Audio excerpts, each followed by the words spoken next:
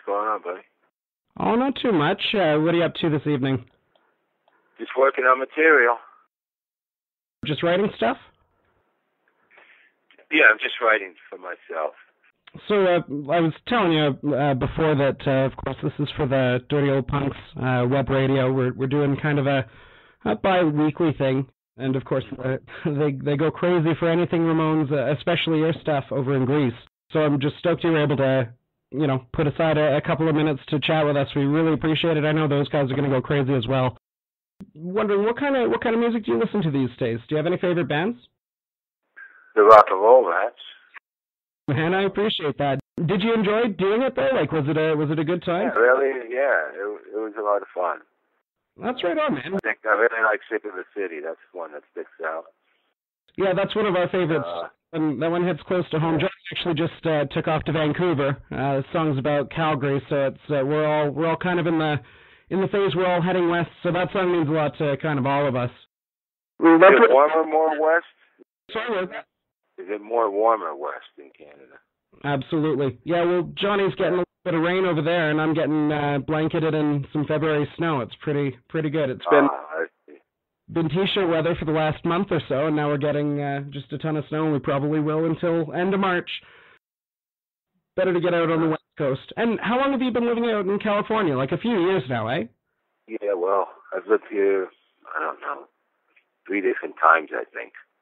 Come here, then I moved back to New York. I came back, moved back, and now I'm back again about, 3 years, 2.5 years.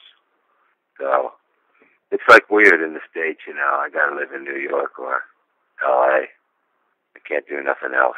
So, Well, and you've obviously toured around the world. Are there any favorite spots of yours to play? Like, are there any cities or countries that you? Well, Argentina, South America is always a favorite spot.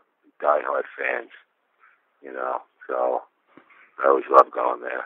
For sure. I've heard that from a few people. The South American fans are like fans on a whole other level. Like, they'll do what it takes to see that show. It doesn't matter. And they all have a good time. And that's one place that I'm stoked to play. And I think it's overlooked by a lot of bands. And you'll get back 100-fold what you put in down there. That's for sure. Yeah, I mean, even Europe and stuff, it's hard in the United States. If you're not on the radio here, it's very hard to draw. And, South America, Europe, Asia, it's a different kind of thing where they just like to see it, enjoy the art. You don't have to be on the radio. It's not as, of the music scene there. They come out, they have their favorites and they come out. It's very difficult, I mean, you must have seen a lot of change over the years in the music scene, right? Like, it used to be all show posters and hitting the streets and just word of mouth that you'd get these kids out there. And I don't know, maybe it's looking back through rose-colored lenses. I was born in '88, so I missed kind of the golden years of punk rock. But it definitely seems like there was just a little bit more of a devoted following, a little bit more people that would come out, and maybe it was just because there's less sitting inside on the video games or fucking, on the computer and shit like that. Is that the case, or is it the grass is always greener kind of thing? I don't know. It is what it is. The biggest change that happened was, let's face it, since, 88 and now there's probably, 1 million more bands. I think the last count was like 5 million bands. It's a lot of stuff compared to, late 70s, early 80s. A lot of bands.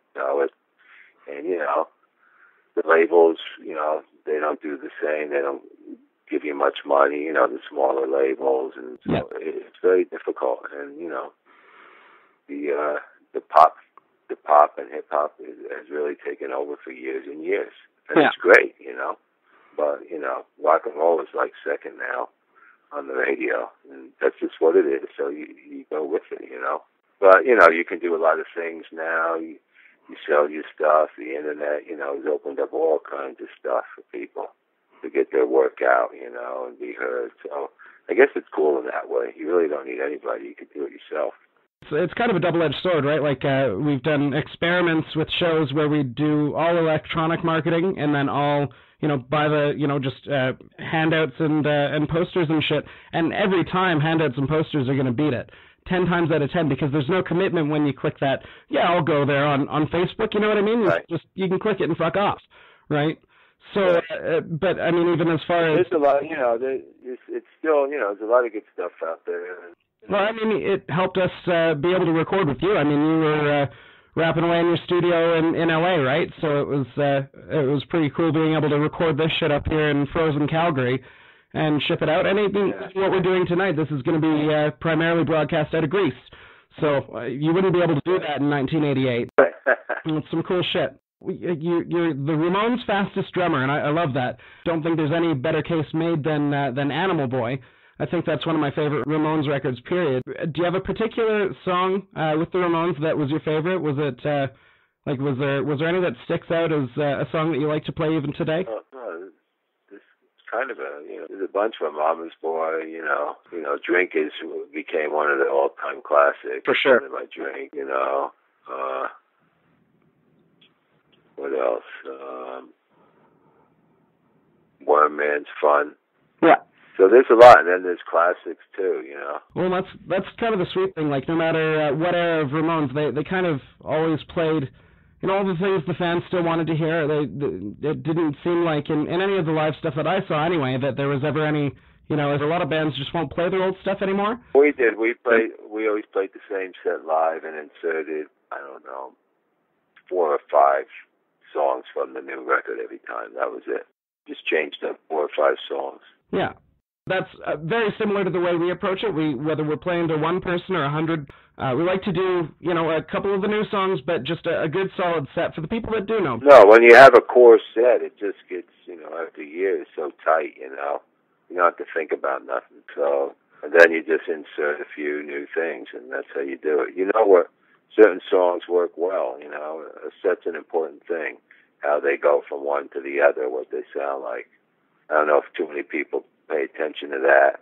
They just stop and talk and then say, you know, how you doing, and go into something else. And, you know, your tongue, if it's a good song before, is still salivating. So you got to get something that's, you know what I'm saying? The flow of the set is it's a real important thing of a live show. Yeah, for sure. How that works. We're going to probably put this in with another Ramones special. We're doing all Richie stuff. We did Rebel 67 as kind of our tribute to Durango 95. And did you guys play that? Was that part of the standard? Did you guys play that a fair bit as your intro? Yes. That was pretty consistent? All the time, 100%.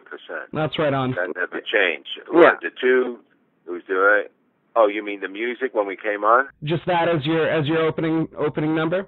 Yeah, Durango 95. Yeah. And, that was always it. Well, that's badass. That's right on. Kind of sets for the show. Every show, that's how it started. You mean, right? Yeah.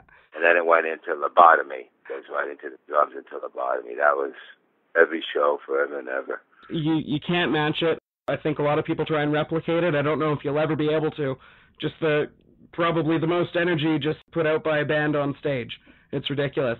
I gotta ask too, being the Ramones' fastest drummer, what was it that was that a? You know, there was speed metal coming out back in '83, '82. Yeah. All right, and that's when the shit was just, you know, the Cro-Mags and shit like that, fucking insane stuff. So we sped, it just happened to speed up. It was the scene, and then we kept it, and shit was fucking going fast. I have some bootlegs from Europe. It's so fucking fast, I can't believe anybody could ever play 16th notes like that. No shit. I mean, it was blazing, and, you know, even some demos of Smash You and shit, you know, the right hand flying like that. So, you know, that's how all that came about. And then there, you know, we did, you know, halftime stuff and some hardcore little things. Dee Dee wrote a song. I wrote I'm Not Jesus, which has that halftime thing, you know. Yeah. That was just the sound of then, you know, totally unrelated, really, you know, that I could get away with that, you know.